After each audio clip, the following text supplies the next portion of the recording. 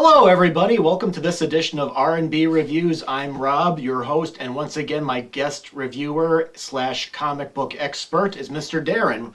Welcome. Hello again, Wandavisionaries. Yeah, welcome back. Thank you, Rob. Your knowledge is greatly appreciated. Thank you. All right, well, we just got done watching episode 7, and Darren, we did something different that the viewers may not realize. Normally, we watch the episodes. I come here to your place and watch the episode with you. Yes. But last week, you actually watched the episode the day before me, then you rewatched it with me because you wanted to pick up on more clues. Right. This time around, we didn't watch the episode together. He watched it here, and I watched it at my place, and now we're going to be talking about it right here and now. And Darren, I gotta say, doing it this way, I was able to pick up on more clues, and I was able to pause and do stuff that probably regular WandaVisionaires do that I don't do. Yeah. There you go. I mean, and just seeing things like, I mean, I watched this episode like 3 times because there was just so many clues here, and I can't wait to get into it. Okay, well, I'm going to go ahead and start with what I think's going on and what I picked up on, and then Darren can take over. And I know when I finished watching this episode, I'm like, oh, Darren's bursting with all kinds of things going on. Oh yeah, I remember texting you last night, and you're like, yes, I am. Oh yeah, oh my gosh, yes. Okay. All right. Well, anyway, my theory was right. In the last video, I predicted the next episode, well, this episode, episode 7, was going to be done like documentary comedy style, like The Office or Modern Family, because what type of shows were comedy shows were popular in the early 2000s? Documentary style shows, although I think they've kind of fallen out of fashion already. So anyway, I was right on that. Okay, well, anyway, some of the things that really caught my mind was the opening lines where Wanda's talking to the camera and she says, letting fear and anger get the best of us, intentionally expanding the borders of the false world we create, which, of course, is the, I guess, Hex, that the fantasy show. The Hex. Yep. And then I noticed that, of course, I mean, I saw this in the last couple of episodes, but I saw that one of the boys is discovering his powers even more. He said, my head is noisy. And which one is that? Is that Billy, yeah. a.k.a. soon to be the Wiccan. Yeah. And then, of course, I think people can relate to quarantine because that Wanda brought it up. But you were wrong about something. You predicted that when the Hex got expanded, Darcy, we were hoping would turn into the waitress from Two Broke Girls. She didn't do it! Oh, that would have been so great if she did, though. Oh, my gosh. Instead, she becomes another clown like the rest of Swords. Yeah, as circus performers. Circus performer, Yeah. And I kind of found it interesting that Wanda wasn't looking for Vision. As a matter of fact, when one of the boys asked her, where is he? She says, if he doesn't want to be here, there's nothing I can do about it. So I'm wondering if she's remembering him crossing out of the Hex and she's angry with him, maybe? Well, I mean, at this point, like, Wanda, she really just doesn't care anymore because she's losing control and she has no idea why. I mean, you could see her just grab, different cartons of milk and they go through different transformations and all that. I mean, she's losing touch with her own reality. Yeah. And it's sad. She's depressed. Now, spoiler alert, and I've been saying this for the last few videos, if you haven't been watching the show and you don't, I mean, if you don't plan on it, fine, that's your choice, but we do give spoilers. The last 10 minutes, I knew but they're so juicy. How could you not want to know? The last 10 minutes, I was beginning to question whether Agnes was really under control of Wanda or not, because she walked out. And you did see Dottie briefly. She didn't participate, though. But Monica Rambeau comes back, and she's talking to Wanda, and they're fighting. And then Agnes comes and takes Wanda away. Right before that, she takes the boys, and I took that as a sign that she's getting ready to do what you've been saying all along. Take them to Mephisto. That's what I thought. And then the last 10 minutes came where she brought Wanda into the house, and that's when I was really excited because I knew things were about to change. Well, first of all, Agnes tells Wanda the kids are in the basement. She goes down there. I see the stone walls. Like, I was wondering, since Mephisto is the kind of the devil. I thought maybe she walked into hell. I saw orange lights and the rocky walls and stuff. Right. Now, I had theorized that Agnes was working with Wanda. Obviously, I was wrong. I also theorized that last episode, Agnes didn't know what was going on. I guess I was kind of wrong there. So I'm wondering at one point, whether it wasn't Mephisto. There's a scene where you get that montage where you see her behind the scenes, like you'll see her outside while Quicksilver is walking up to the house for the first time and she's waving her hand. So I'm wondering whether she brought back back Quicksilver. That's not Mephisto. And then we get to the ending, and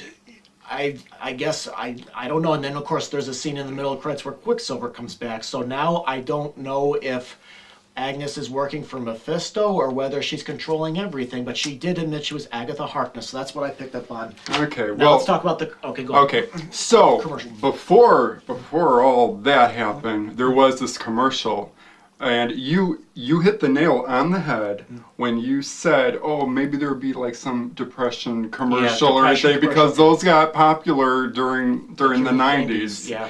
It was for Nexus, Yeah. a new depression medication, and Wanda is everything plus depressed in this. World doesn't revolve around you, and then the reality of your choices. Yeah, I picked up on that. Right. So like I said in the last video, I can't believe that they did this, but Wanda is the Nexus being. I mean, she has connection like to the universe. She is a very powerful witch, Scarlet Witch indeed. I want to focus less on the supernatural and more on the natural in Marvel comics terms. So we have Monica Rambeau. She did enter the Hex again. Yeah. And her cells were so altered that she now is Photon. We see that. Her eyes are blue, and when Wanda slams her, she regains her composure and stands upright. That was amazing. But she is not the hero known as Spectrum. She is now Photon first, and after Spectrum, she then goes into becoming Captain Marvel. How they're going to integrate that with Carol Danvers, I don't know. I mean, it's a mystery in itself. But WandaVision is a big mystery, and there's just all these crazy things going on. Yeah. Okay, so one of the things that I picked up last episode was Hayward. I said, there's something fishy about this guy, and I actually watched an Avengers cartoon, okay, and Hayward, aka who I think is the Grim Reaper, he is plotting a different secret operation called Cataract, which Darcy Lewis mentioned. Okay, so it's a very hidden operation, and I really do think that he is Grim Reaper. And we don't know about Wonder Man, but Wonder Man does, Simon Williams does have, Vision does adopt his brainwaves. And I was thinking that Hayward was the Grim Reaper in disguise, and he was going to restore like his brother, and that's what he wants with the Vision, because he's tracking vibranium, and Vision's skin is made of vibranium. But there is another thing that when Monica Rambeau and Jimmy Woo are in the car, they're saying that he wants to build a Sentry weapon. Okay, so the Sentry weapons, basically think about like just like the Sentinels themselves. They're like futuristic robots, but I think they have more of a cosmic flair to them in this time, and I think they're really linked with Thor and Odin and all that, which we probably will see some of that in Loki when that does premiere. But what Hayward is wanting is to build a weapon. Now, Ultron, I don't think he's actually really gone. I don't think we saw the last of him. Oh, really? Because Ultron has a big thing to do with the Grim Reaper and Vision and the comics, and Ultron is basically like the internet. He is like everywhere. I don't think there's a way to do that. So I don't know really Hayward's plan. I really don't know what Marvel wants with him. I don't know if he wants to restore his brother's consciousness within the Vision, and get his brother back. I mean, I really don't know if he's even the Grim Reaper. at this point, but there were those clues that we saw with the helmet and all that.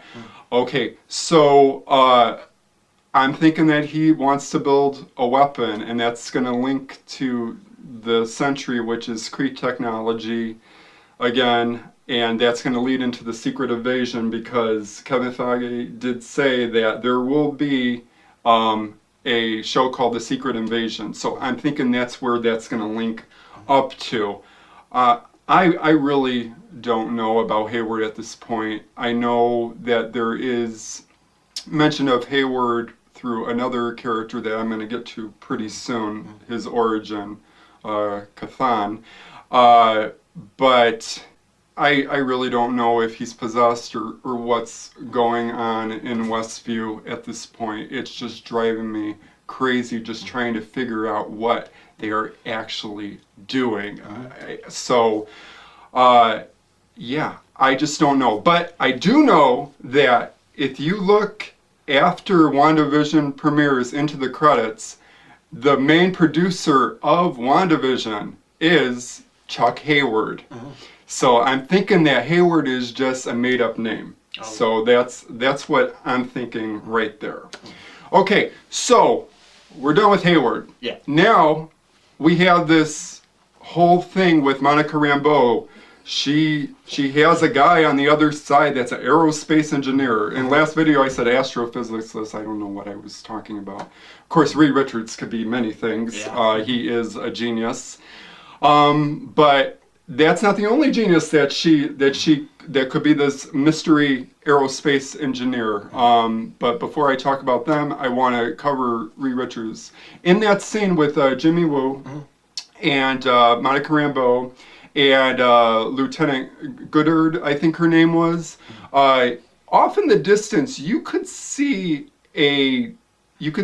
two sword agents, and one looks like John Krasinski, which probably could be Reed Richards himself, and it's just it's a very small scene, but there's a lot of theory that surrounds it. Yeah, and you've mentioned that they're trying to launch a Fantastic Four. Yes. You've heard rumors John Krasinski's might be in it. And hopefully they do it right this time, because they screwed up so much with the Fantastic Four. Both times. I am just livid with that. Yeah. Dr. Doom was never on that ship with them to begin with. Yeah. Speaking of Dr. Doom, he is a genius himself. Yeah. And arrogant genius. And an engineer. Reed Richards and him went to college together and all this. Way before that, I really hope that we see that story, and it's just not like them riding on the rocket, into space, hitting by the cosmic rays and all that over again. We've seen that so many times. They have to come up with something something that we haven't seen. We just have to at this point in the MCU. Well, won't fans be like, that's not how it happened? Because there are fans that like change. There's some people that are traditional and want it like how it is in the comic books. I'm traditional. I mean, I'm a fanboy.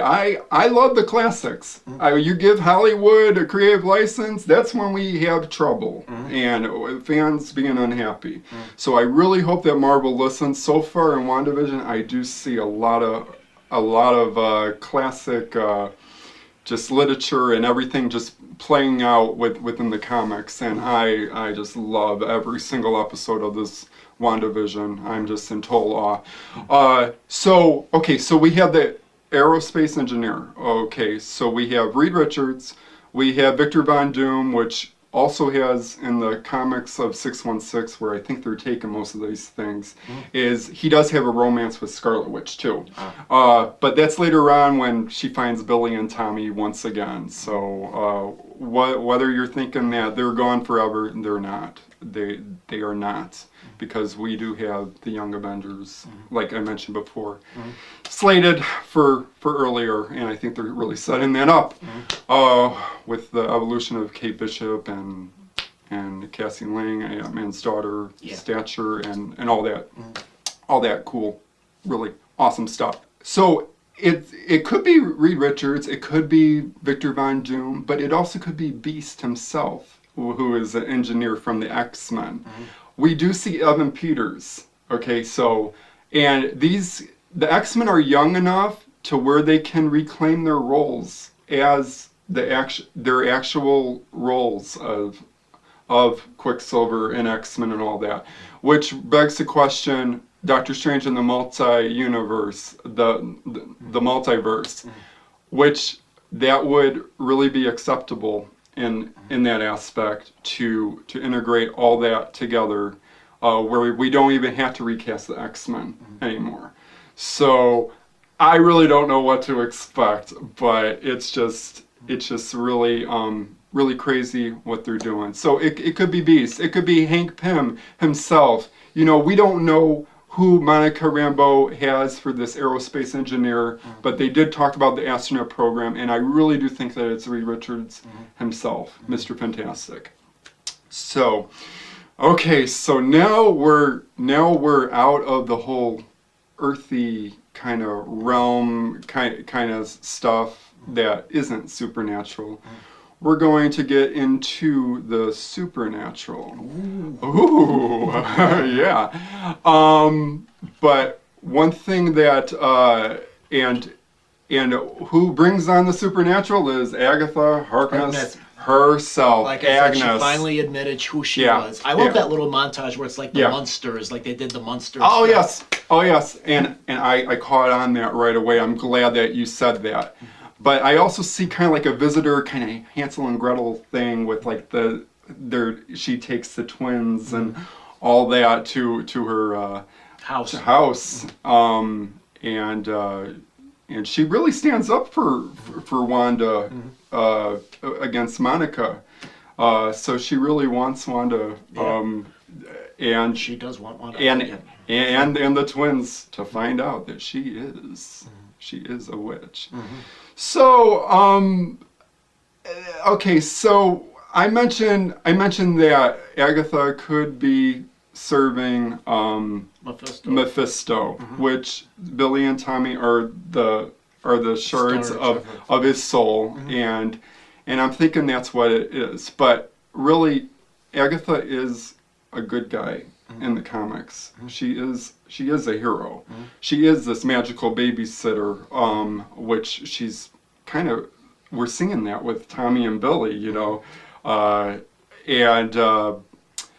but we really don't know what she did with Tommy and Billy right at this point. But well, like I said, I had a theory that she might have already given them to Mephisto, or maybe tied them, have them hitting for something or something. If it is Mephisto. Yeah, she is a good character, and I really don't see her being evil. But Wanda does get her twins taken in the comics, and to ease Wanda's pain, Agatha does erase Wanda's memory of them, so she can carry on with her life. Whether or not we'll see that, I'm thinking so, but I think there are darker forces underneath there.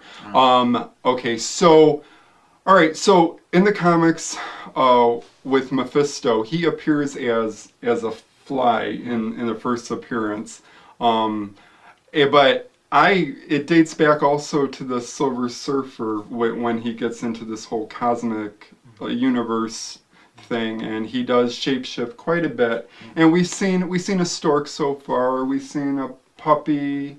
There was a fly. Right, Sparky, you know, the puppy, and poor Sparky. Yeah. And then there was this fly in the house. But that's not a fly, Rob. That is called a cicada. And cicadas only come around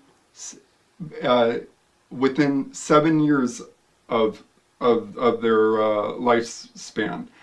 Okay, so we are at episode 7. Yeah. And there's cicadas everywhere. When Wanda's sitting like on the couch wondering, you know, what happened to Tommy and Billy, she looks over at the sandwiches, you know, half eating, and the cartoon on the table, we do see that cicada looking at her. So I really do think Mephisto is about, but it could not only be Mephisto, it could be Nightmare, or it could be the Elder God himself, Cthon.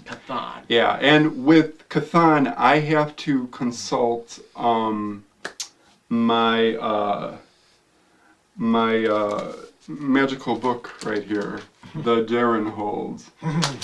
So,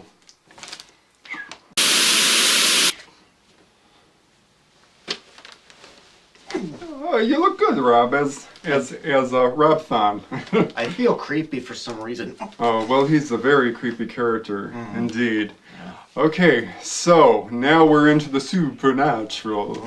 Okay, so when Wanda enters Agatha's lair, there's all these different symbols and everything. One of the symbols is basically has like a C. And I'm thinking that stands for Cthulhu, the elder god himself, the Earth's dark magician. And his story is quite amazing in itself. But there's also another important object in the scene that Wanda discovers, and that is the Darkhold, the book. Oh, because that's called the Darren hold. Yes, gotcha. yeah, you get Now it. I got it. Got it. Ha ha ha ha. Yeah. Yeah. So we have the Darkhold, which I'm going to read that about now. Okay. Alrighty. But first, this is Cthulhu's origin.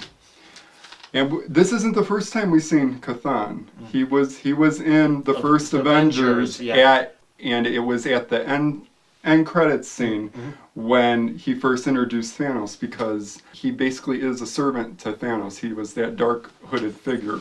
Yeah. Rob Thon, right there. Yeah. Okay, so let me tell you about Cthulhu. Cthulhu is an elder god. His existence spans billions of years before the creation of our planet Earth.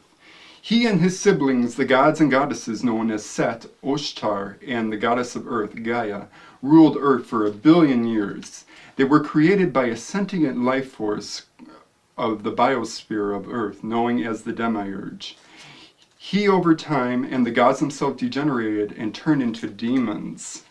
Cthulhu spent his time studying the dark arts and gaining knowledge of the universe.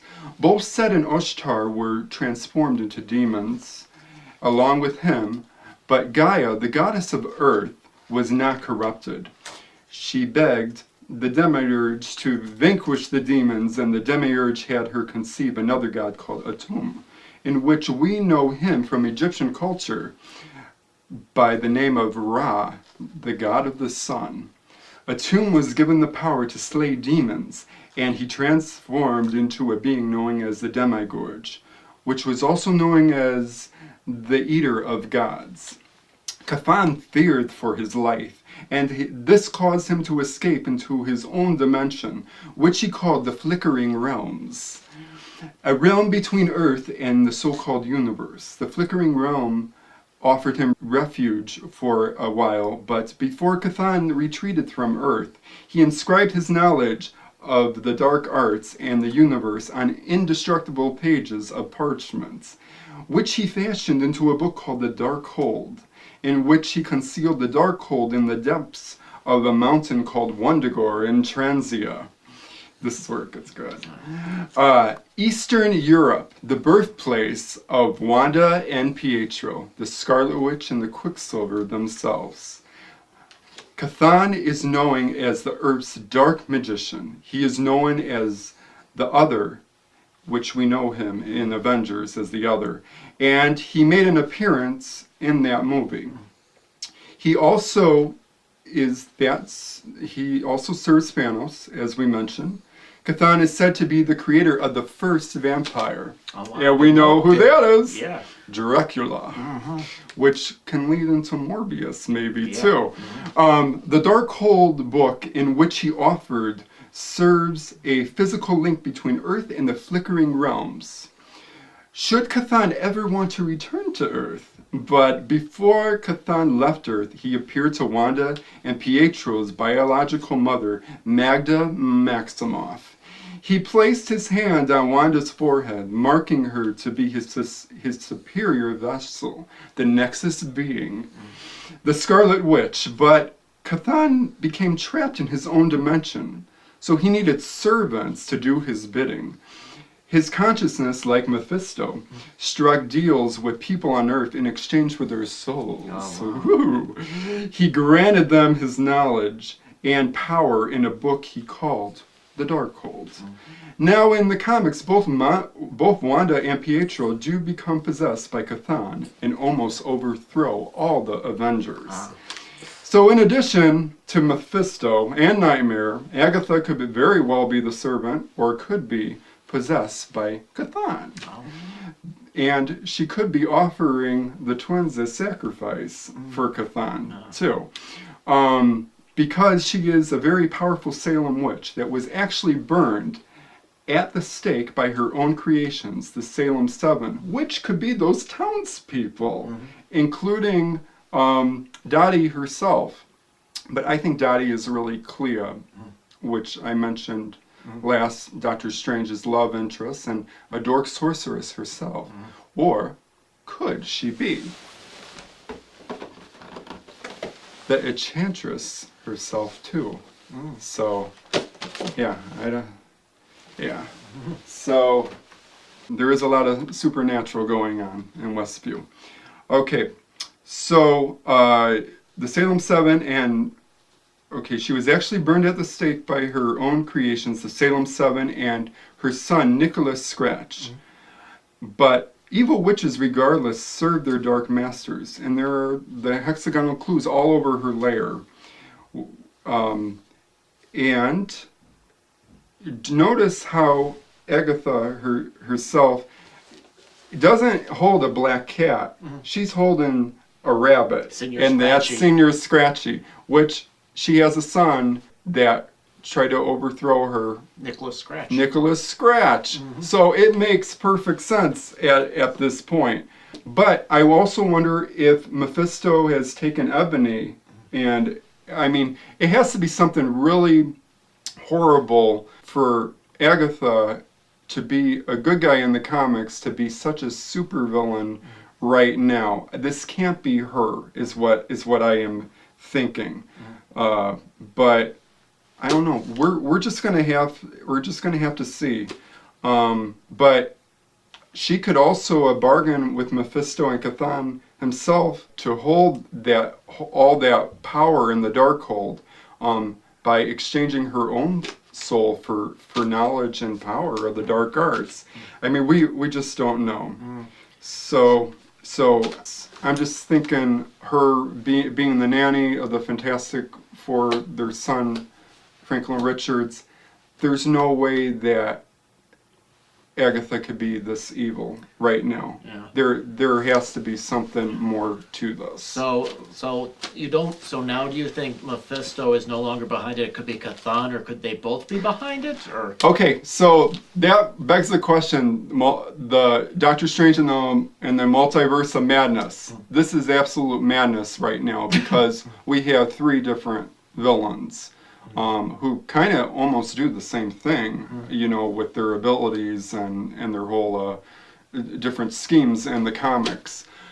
I really do think it's Cthulhu, though, that she's doing, because Cthulhu is trapped. Okay. Yeah. Cthulhu is trapped. Mephisto's trapped. They want to get to the other side.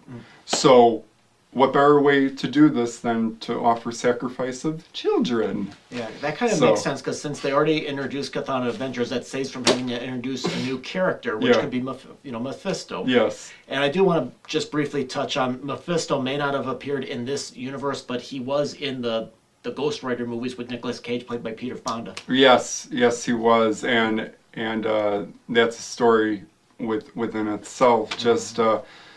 Ghost Rider, Johnny Blaze, Nicolas Cage, he bargained basically to get his father's life back, and it was just, but it also turned around on him as well, because he is a servant to Mephisto himself. But he breaks free of that, as we know, because Ghost Rider does become a hero. Yeah. But he can also be an anti-hero as well, as well as Carnage and Punisher and Venom and just all this just craziness. So WandaVision is really unlocking a lot of things here, a lot of supernatural things, and it's just amazing. Again, I'm just blown away just by this appearance. And doesn't Catherine Hahn do like a wonderful job? Yeah, As Agatha, and like everything just comes into clear at the end of this episode. It's just like the whole Munster theme, like Agatha's behind it all, you know. So Yeah, so question. So do you think when the co-worker a few episodes ago said, "Get her out of my head now," do you think it could be Agnes again, or do you still think it's Wanda? okay, Because all now, right. now I don't know anymore. Because I thought it was Okay. now it was Wanda. Now I don't know anymore. So I think Marvel is kind of leading us away from it being Wanda and all Agatha. It's not.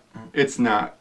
Wanda is far more powerful than Agatha at this point, at least. But who knows? Agatha could be using that Darkhold to really make her really powerful, because she's not as powerful as the Scarlet Witch. I mean, Scarlet Witch in the House of M, she like it just knocks out like the X-Men, the Avengers. You know, half of the Marvel characters are already gone, but they kind of did the similar thing with the snap with Thanos, in Infinity War. Yeah. So, I mean, things are just all over the place, and we don't know.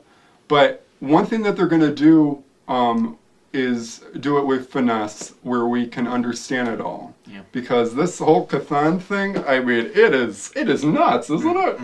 Yeah. So, Darren Strange will retire the Darren Hold for now. Darren Strange, Darren Hold.